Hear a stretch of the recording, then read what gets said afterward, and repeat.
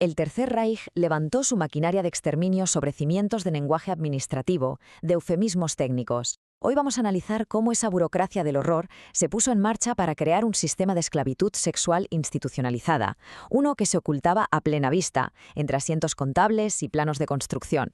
Bien, empecemos con este término, Sonderbau. A primera vista no dice mucho, ¿verdad? Suena algo técnico, casi mundano. Podría ser perfectamente el nombre de un proyecto de ingeniería o una especificación cualquiera en un documento oficial. Pero la realidad que escondía es sencillamente escalofriante. Sonderbau, o edificio especial, era el código oficial de las SS para toda una red de burdeles institucionales establecidos dentro de los campos de concentración. Y este es el núcleo de nuestro análisis de hoy, la atrocidad codificada convertida en un apunte administrativo.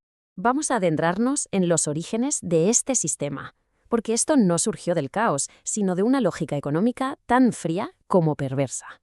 El objetivo era puramente funcional: aumentar la productividad de la mano de obra esclava masculina. La obsesión de las SS por cumplir las cuotas de producción en las canteras y en las fábricas de armamento fue, de hecho, el verdadero motor que impulsó la creación de este sistema de explotación. Y lo que revela esta cronología es la velocidad con la que se implementó todo. Fijaos, en 1941 Himmler tiene la idea de un supuesto sistema de recompensas. Para marzo del 42, su subordinado Oswald Pohl ya está emitiendo la directiva oficial, y en solo 2 meses, en mayo, el primer transporte de mujeres ya estaba de camino, de la idea a la terrible realidad en cuestión de meses. ¿Pero quiénes eran las víctimas? Ahora, el análisis se centra en las mujeres y en los métodos crueles que se utilizaron para forzarlas a entrar en este engranaje. El epicentro de todo este reclutamiento fue Ravensbrück, el único gran campo de concentración que se diseñó exclusivamente para mujeres. Se convirtió, en la práctica, en el centro de suministro de lo que las SS llamaban, con un cinismo absoluto, material humano femenino para toda la red. El método era el engaño.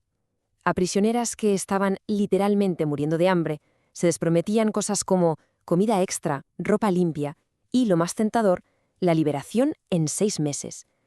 El contraste con la realidad era brutal.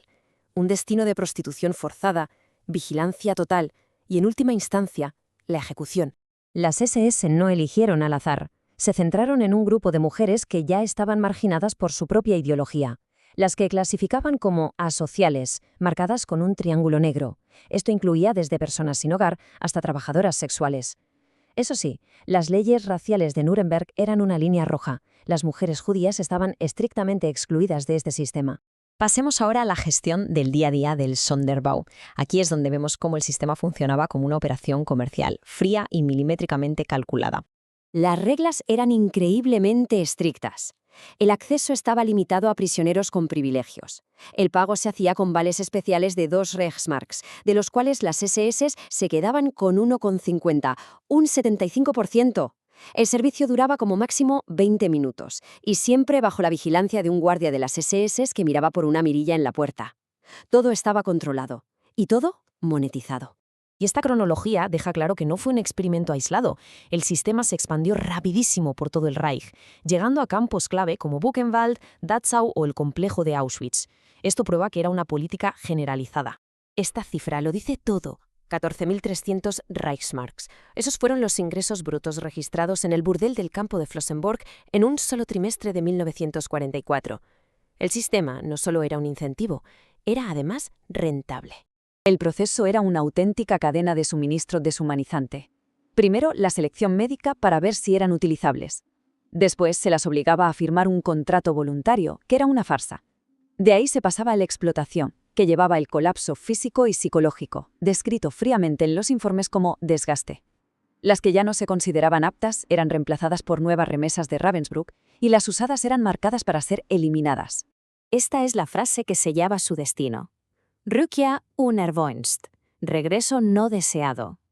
Esta anotación administrativa, estampada en sus expedientes, era su sentencia de muerte burocrática, la que firmaban con ese falso contrato de liberación.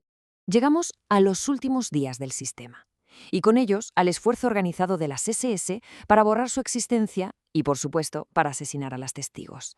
Para estas mujeres, el final de la guerra no significó la liberación. A medida que el Reich se venía abajo, las SS iniciaron una operación sistemática para destruir todas las pruebas. Empezaba una última fase, la más asesina. La operación para borrar el crimen fue metódica. Se quemaron los archivos y los contratos. Se desmontaron los edificios para que parecieran barracones normales. Se emitieron certificados de defunción falsos, pero su máxima prioridad fue el asesinato de las supervivientes. Ellas eran portadoras de secretos de Estado. Y la sección final de este análisis explora el trágico destino que tuvieron las pocas supervivientes y por qué su historia ha estado oculta durante tantísimo tiempo. Y aquí nos encontramos con una de las mayores tragedias. El paralelismo es devastador. La misma clasificación nazi de asocial fue adoptada tal cual por las oficinas de bienestar alemanas de la posguerra. Esto les negó el estatus de víctimas del nazismo y las dejó fuera de cualquier ley de compensación. Su sufrimiento simplemente se perpetuó. Este gráfico resume visualmente ese abandono total, perseguidas por el régimen nazi, ignoradas por los tribunales aliados de la posguerra y negada su estatus por los sucesivos gobiernos alemanes. Todas las autoridades, una tras otra, les fallaron. El resultado fue un silencio que duró casi 50 años. Su historia fue borrada legal y socialmente de la memoria pública del Holocausto. Solo con la apertura de los archivos soviéticos, allá por los años 90, la verdad comenzó a salir a la luz.